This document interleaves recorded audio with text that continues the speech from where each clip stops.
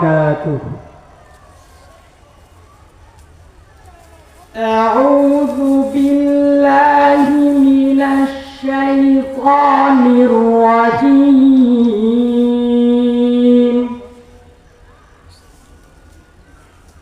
بسم الله الرحمن الرحيم.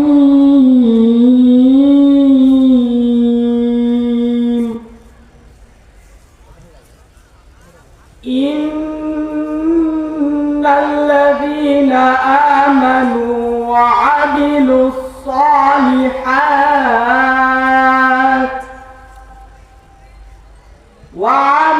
الصالحات كانت لهم جنات الفردوس نزلا خالدين فيها لا يبغون عنها حولا. قل لو كان البحر مدادا لكلمات ربي لنفد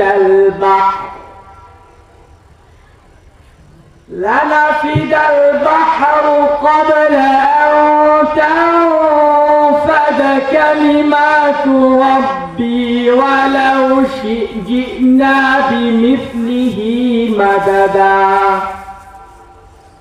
صدق الله العظيم وصدق رسوله النبي الكريم ونحن على ذلك من الشاهدين والشاكرين والحمد لله رب العالمين.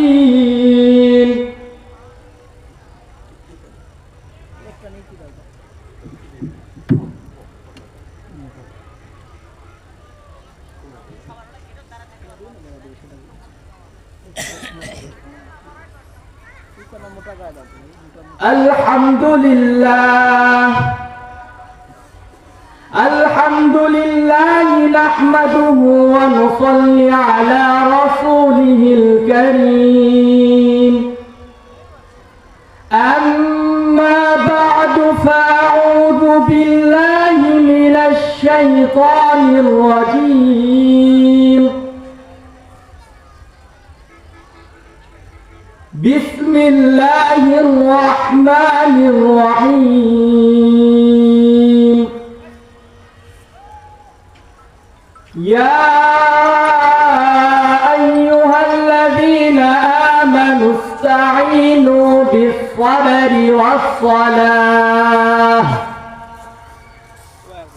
إن الله مع الصابرين. وقال النبي صلى الله عليه وسلم إنما الأعمال بالنيات. وقال النبي صلى الله تعالى عليه الصائم الشاكر كالصائم الصابر أو كما قال عليه الصلاة والسلام. আলহামদুলিল্লাহ, সমস্ত প্রশংসা সেই মহান আল্লাহ তাআলার জন্য, যে রব্বুল কারীম, যে রব্বে কারীম আমাদেরকে জান্নাতের টুকরা, জান্নাতের একটি বাগান সুন্দরভাবে সাজানো ব্যবস্থাপনা করার মতো তৌফিক দান করেছেন। এই জন্য সেই আল্লাহ সুবহানাহু ওয়া তাআলা দরবারে অন্তরের সমস্ত মহব্বতকে উজাড় করে দিয়ে দর্পহীন কণ্ঠে এক বাক্যে সবাই বলে আলহামদুলিল্লাহ। দরুদ পড়ি সেই মহান মানবের প্রতি, যে মহান মানবের স্বাক্ষর ছাড়া কিয়ামতের দিন পার হওয়া অসম্ভব। সেই মহান মানবের প্রতি একবার দরুদ ও সালাম পাঠ করি। সবাই বলি সাল্লাল্লাহু তাআলা আলাইহি। অতঃপরে মোবারক মাহফিলের সম্মানিত সভাপতি, সুদক্ষ পরিচালক এবং ভাগ্যবান গ্রামবাসীদের প্রতি জানাই মোবারকবাদ ও আন্তরিক শুভেচ্ছা। আমি আমার বিষয়কে এভাবে নির্ধারণ করে নিয়েছি যে মানুষের জীবনের পয়েন্ট আজকে বলে দেওয়ার চেষ্টা করব ইনশাআল্লাহ তাআলা আলাইহি। সম্মানিত হাজিরিন, আল্লাহ রাব্বুল আলামিন আমাদেরকে পরিপূর্ণ জীবন ব্যবস্থা, ইসলাম নামক একটি ধর্ম, ইসলাম নামক একটি গ্রুপ আমাদেরকে দিয়ে দিয়েছেন।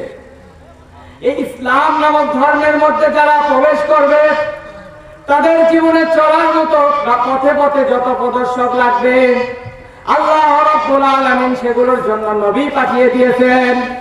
সাথে সাথে পাঠিয়ে দিয়েছেন একটি মহান গ্রন্থ। সেই মহান গ্রন্থের একটি হরফ পড়লে 10টি নেকি হয়। বলেন সুবহানাল্লাহ। সেই মহান গ্রন্থের নাম হচ্ছে আল কোরআন। সেই মহান গ্রন্থের নাম হচ্ছে আল কোরআন। আল্লাহর হাবিব সাল্লাল্লাহু আলাইহি ওয়াসাল্লামকে দুনিয়াতে পাঠিয়েছিলেন যে মাওলাই কারীম আমাদের উপর দয়া মেহেরবানি করে সেই আল্লাহর রাসূল মুহাম্মাদুর রাসূলুল্লাহ করে বলেন সাল্লাল্লাহু তাআলা আলাইহি রহমত স্বরূপ পাঠিয়ে দিয়েছেন। তার প্রমাণ মক্কার কাফেররা রাসূল সাল্লাল্লাহু আলাইহি সাল্লামকে কম মারল না, তায়েফের রাসূল সাল্লাল্লাহু আলাইহি সাল্লামকে কম রক্ত ঝরালো না, আরো কত মারলো, কত ষড়যন্ত্র করলো। প্রথম জামানার দিকে মক্কার কাফেররা রাসূল সাল্লাল্লাহু আলাইহি সাল্লাম সিজদায় যাওয়া অবস্থায় রাসূল সাল্লাল্লাহু আলাইহি সাল্লাম যখন সিজদায় যেতেন ওই উটের সমস্ত নারী ভুঁড়ি তার মাথার উপর চেপে দেওয়া হতো। সেই অত কষ্ট সহ্য করার পরেও সেই মহান মানব রাহমাতুল লিল আলামিন তখনও তার সেই সমস্ত লোকের প্রতি কোনো সময় রাঙানো চোখে তাকায় নাই, তাদের জন্য কোনো বদদোয়া করে যায় নাই, তাদের জন্য দোয়া করেছিলেন আল্লাহ তাদেরকে হেদায়েত দান করুন। তারা বোঝে না। আল্লাহ রাব্বুল আলামিন এত সুন্দর নবী পাঠিয়ে দিলেন, তার অগণিত হাদিস দুনিয়ার মধ্যে এখনো চলে। ও মুসলমান, তার সেই সমস্ত হাদিসের মধ্যে একটি হাদিসের মধ্যে আছে মানুষের জীবনে চলার মধ্যে কত টাকা আসে, কত বিপদ আসে। দেখা যায় কত টাকার প্রয়োজন কিন্তু টাকা আসে না। কত মুসিবতের কারণে আজকে মানব আত্মহত্যা করে। জোরে বলেন ঠিক কিনা? মানব হত্যা করার কোনো কিছু না পেয়ে সে ঔষধ খায়, গলায় দড়ি দেয়, তাও জীবন নামক যে জিনিসটা থেকে তারা মুক্তি পায়। মুফিদুত তালিবিন নামক কিতাবের একটি হাকায়াতের মধ্যে বলা হয়েছে সেই জায়গায় একটি মানুষের পর একটি বোঝ বহন করার জন্য দায়িত্ব আসে, কিন্তু সে মানুষ সেই বোঝটি বহন করার মতো শক্তি রাখে না। এজন্য সে মৃত্যুকে ডাক দেয়। সে বলে আল্লাহ এখন যদি আমার মৃত্যু হয়ে যায় তো কতই না ভালো হতো, নাউযুবিল্লাহ। সঙ্গে সঙ্গে মৃত্যু হাজির হয়। তখন বলে যে আমি এখন আসলে মৃত্যুবরণ করতে চাই নাই, আমি আসলে এখন এই মুসিবতের কারণে আপনার এই কষ্ট থেকে মুক্তি পাওয়ার জন্য মৃত্যুকে ডাক দিয়েছি। পরবর্তীতে দেখা গেল উস্তাদরা আমাকে পড়াইছে এই হেদায়েত থেকে এটাই উদ্দেশ্য। দেখো দুনিয়ার মধ্যে আল্লাহ তাআলা কত মানব সৃষ্টি করেছেন, চারিদিকে দেখা যায় বিজ্ঞানী কত বড় বড় জিনিস তৈরি করে, কত সুন্দর আকর্ষণীয় জিনিস তৈরি করে, কত বড় বড় স্টিমার তৈরি করে। পদ্মা নদীর দিকে তাকালেই সেটার বাস্তবতা নমুনা আসে। কত বড় বড় স্টিমার, কতগুলো ট্রাক, কতগুলো বাস সেই জায়গায় চলে দেওয়া হলো। স্টার্ট দেওয়ার পরে সেটা কয়েক ঘন্টার মধ্যে পর্দা নদীর এপার থেকে ওপার নিয়ে যান, এপার থেকে ওপার নিয়ে যান, সেগুলোকে পৌঁছে দিল। সে রব্বুল কারীমের সেই মহান করুণা এবং মেহেরবানির কারণেই এটা হয়েছে। আচ্ছা বলুন, আল্লাহ রাব্বুল আলামিন যদি মানুষের মাথায় এরকম জ্ঞান বুদ্ধি মেধা যদি না দিত, তাহলে তারা কি পারত? তাদের কোনো ক্ষমতা ছিল? তারা কি পারত? কোন দুনিয়ার মানুষ যতই বড় হোক না কেন, যতই বড় গাড়ি হোক না কেন, যতই সে সায়েন্স নিয়ে পড়ালেখা করুক না কেন, কোনদিন তার পক্ষে সম্ভব ছিল না অত বড় একটি বড় স্টিমার পানির উপরে ভাসানো। কথা বলে ঠিক কিনা? সম্মানিত হাজিরিন, পরবর্তীতে চলে আসি আমাদের বিষয়ে। আল্লাহ হাবিব সাল্লাল্লাহু আলাইহি ওয়াসাল্লামের একটি হাদিস, عن سعيد بن أبي وقاص رضي الله تعالى عنه قال جاء رجل إلى النبي صلى الله تعالى عليه فقال يا رسول الله صلى الله عليه وسلم أوصني وأوجز فقال له قال يا رسول الله أوصني وأوجز فقال له النبي صلى الله عليه وسلم عليك بالإياس مما في أيدي الناس إياك والطمع فإنه الفقر الحاسد وصلى صلاتك وأنت معدي وإياك وما تعتذر منه। আল্লাহর হাবিব সাল্লাল্লাহু আলাইহি ওয়াসাল্লাম যেহেতু ছিল দুনিয়ার কান্ডারি, উম্মতের কান্ডারি, উম্মতকে কিভাবে জান্নাতে নিয়ে যাওয়া হয়, জাহান্নাম থেকে মুক্তি দেওয়া হয়, সেই রাস্তা তাদেরকে বলে দিত। জোরে বলেন ঠিক কিনা? যদি তাই না হতো, রাসূল সাল্লাল্লাহু আলাইহি সাল্লামের সম্পদ কম ছিল না। এদিকে নানির বাড়ির সম্পদ, এদিকে দাদার বাড়ির সম্পদ। রাসূল সাল্লাল্লাহু আলাইহি সাল্লাম হাদিসের মধ্যে বলেন, সাঈদ ইবনে আবি ওয়াক্কাস রাদিয়াল্লাহু তাআলা আনহু নামক একজন ব্যক্তি রাসূল সাল্লাল্লাহু আলাইহি সাল্লামের কাছে আসেন, আসে বলেন, ইয়া রাসূলুল্লাহ সাল্লাল্লাহু আলাইহি ওয়াসাল্লাম আউসিনি ওয়া আউজিস, আউসিনি, আপনি আমাকে নসিহত করুন, উপদেশমূলক কথা বলুন, যেগুলো দ্বারা আমার দুনিয়ার মধ্যে আগামী দিনের পথ চলা সম্ভব হয়ে যায়, আগামী দিনের পথ চলতে পারি যেন সুষ্ঠ মতে, সেরকম পথ এবং এরকম সুন্দর সুন্দর উপদেশমূলক কথা আমাকে বলে দেন। রাসূল সাল্লাল্লাহু আলাইহি সাল্লাম বলবে, অবশ্যই বলবে। তার আগে সে আরেকটি কয়েদ লেগে দেয়, আউজিস, এবং সংক্ষিপ্ত করে বলে দেন। আউজিস শব্দের অর্থ যেরকম আমরা বুঝি, আউজিস মানে হচ্ছে সংক্ষিপ্ত, তেমনি ভাবে মুফাসসিরে কেরাম আরেকটি অর্থ রেখেছেন। আউজিস শব্দের অর্থ হচ্ছে এমন নসিহত যেগুলো প্রভাবশালী, এমন নসিহত যেগুলো দিলকাশ, এমন নসিহত যেগুলো বরকতপূর্ণ। রাসূল সাল্লাল্লাহু আলাইহি সাল্লাম সেই ব্যক্তিকে সর্বমোট 4টি নসিহত করেছিলেন। সর্বপ্রথম নসিহত করেছিলেন রাসূল সাল্লাল্লাহু আলাইহি সাল্লাম, আলাইকা বিল ইয়াস মিম্মা ফি আইদিন নাস ওয়া ইয়া, আলাইকা বিল ইয়াস মিম্মা ফি আইদিন নাস। হে আমার সাহাবী, তুমি অন্যের হাতে যেতে আছে, যে টাকা আছে, যে সম্পদ আছে, সেই সম্পদ থেকে তুমি হাত গুটিয়ে নাও, সেই সম্পদের থেকে তুমি কখনো তাকায় না। দুনিয়ার মধ্যে অঙ্গ মুসলমান, পথের মধ্যে কত চোর, কত ডাকাত, কত পকেটমার, কত লোচ্চা গুন্ডা দাঁড়ায়। আজকে দুপচাচিয়ার রাস্তায় যদি একা একি দাঁড়ানো হয় রাত 12টার পরে, তার জীবন সুষ্ঠু মতো ফিরবে কিনা এর কোনো গ্যারান্টি নাই। তবে গ্যারান্টি দেওয়া যেতে পারে তার জীবন আর সুষ্ঠু মতো ফিরতে পারে না। যদি রাসূল সাল্লাল্লাহু আলাইহি ওয়াসাল্লামের সমস্ত নসিহত, সমস্ত হাদিসের মিসদাকের মধ্যে যদি আমরা ঢুকে যাম, সমস্ত নসিহত যদি আমরা জীবনে বাস্তবায়ন করতাম, তাহলে আর এরকম গুন্ডা, এরকম চোর লুচ্চা থাকতো না। ধরে বলেন কথা ঠিক বললাম না বা ঠিক? প্রথম নসিহত যেটা রাসূল সাল্লাল্লাহু আলাইহি ওয়াসাল্লাম করেছিলেন, নসিহত করেছিলেন, মানুষের হাতে যা আছে সেখান থেকে হাত গুটিয়ে নাও। দুনিয়ার মধ্যে মানুষের কত জরুরত, কত জরুরত, কত জরুরত।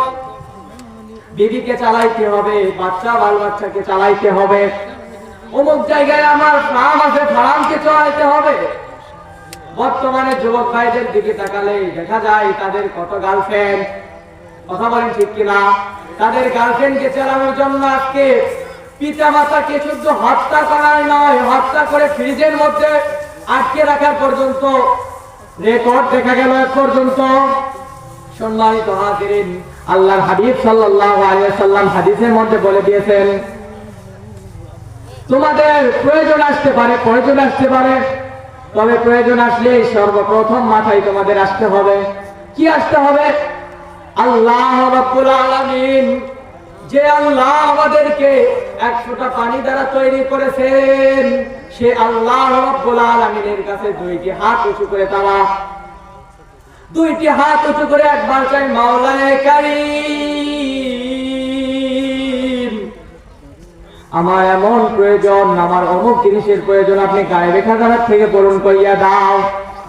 আল্লাহ রাব্বুল আলামিন বান্দাকে সৃষ্টি করেছে, বান্দা যখন বলবে তখন বান্দার কথা কোনো সময় ফেলে দিতে পারে না, করে বলেন ঠিক কিনা?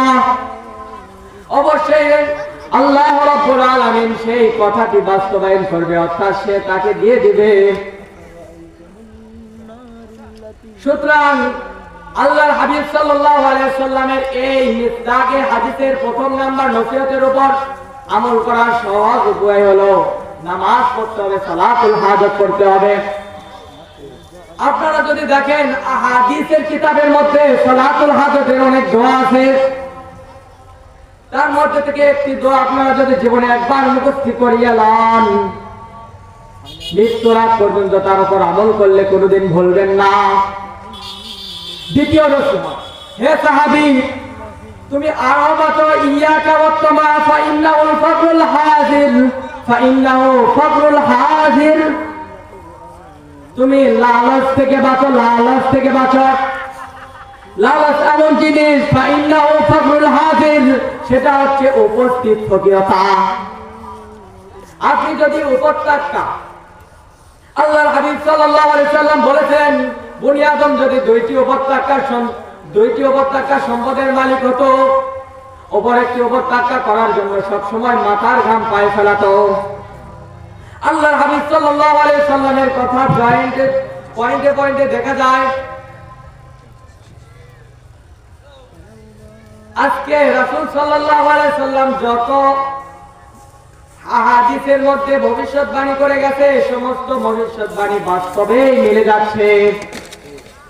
জাদুত তলবিলের মধ্যে বাসুল মুগিবাদ নামক বাবের মধ্যে বললাম, শেষ জামানায় কাউকে সম্মান দেওয়া হবে না। আচ্ছা, কাউকে সম্মান দেওয়া হবে না, সম্মান দেওয়া হবে কাকে? পরবর্তীতে বলা হলো, ইস্তেসনা করে দেখানো হচ্ছে, যার কাছে টাকা থাকবে তাকেই সম্মান করা হবে। আর দুনিয়ার মধ্যে পথ চলতে কত মানুষ, কত আলেম, কত মুফতি, কত মুহাদ্দিস, কত মুফাসসির, আজকে তারা টাকার মালিক না হওয়ার কারণে, আজকে টাকা সম্পদের মালিক না হওয়ার কারণে সাধারণ মানুষ তাদেরকে চেনে না। পরবর্তীতে দেখা যায় দাড়ি নাই 10 লক্ষ টাকার মালিক, সে সোজা করে সে টাকা অর্জন করেছে কিনা, সে ঘোষ খেয়ে সেগুলো টাকা অর্জন করেছে কিনা, সেগুলো টাকার বিষয় নাই।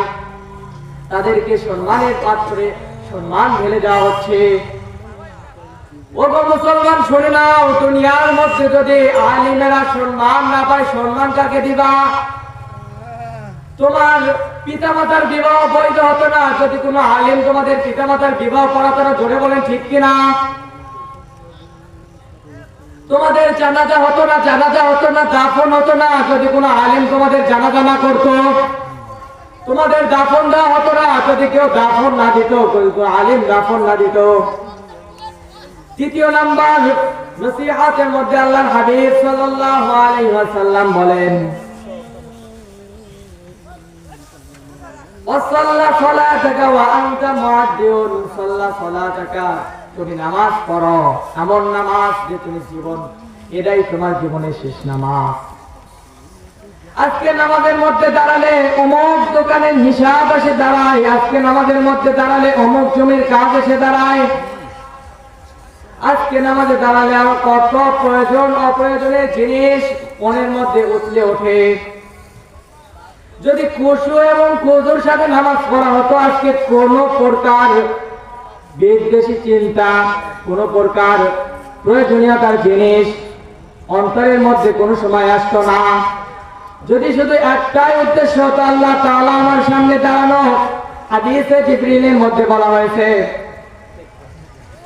আন তা'বুদুল্লাহ কাআন্তা তারাহু কাআন্নাকা তারাহু ফাইন লাম ইয়ারাকা আন তা'বুদুল্লাহ, তুমি ইবাদত করো এমন ভাবে যে তুমি আল্লাহ তাআলাকে দেখতেছো, কিন্তু দুনিয়ার চোখে যেহেতু আল্লাহ রাব্বুল আলামিনকে দেখা যায় না, সেজন্য আপনি দেখতে পাচ্ছেন না।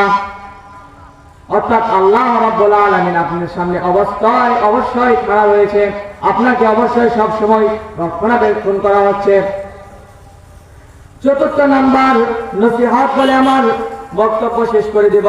চতুর্থ নাম্বার নসিহত বলা হয়েছে এমন কথা এমন কাজ করো, এমন কথা এমন কাজ করো যে কথার কারণে পরের দিন তোমাকে ওভারখাই করতে না হয়। কেমন কথা বলবা? আল্লাহ রাব্বুল আলামিন পবিত্র কোরআনে বলেছেন, ইয়া আইয়ুহাল্লাযীনা আমানু কুলু কাওলান সাদীদা, ইয়া আইয়ুহাল্লাযীনা আমানু, ইয়া আইয়ুহাল্লাযীনা আমানু, হে ঈমানদারগণ, কুলু কাওলান সাদীদা, সত্য কথা বলো। ইউসলিহ লাকুম আমালাকুম ওয়া ইয়াগফির লাকুম যুনুবাকুম, আল্লাহু গফুরুর রহিম। সম্মানিত হাজিরিন, আল্লাহ রাব্বুল আলামিন শুধু আমি ছোট মানুষ, ছোট দুইটি কথা বললাম, এই কথার উপর আমল করার তৌফিক দান করুক। আল্লাহুম্মা আমিন। এবং আপনারা দোয়া করুন।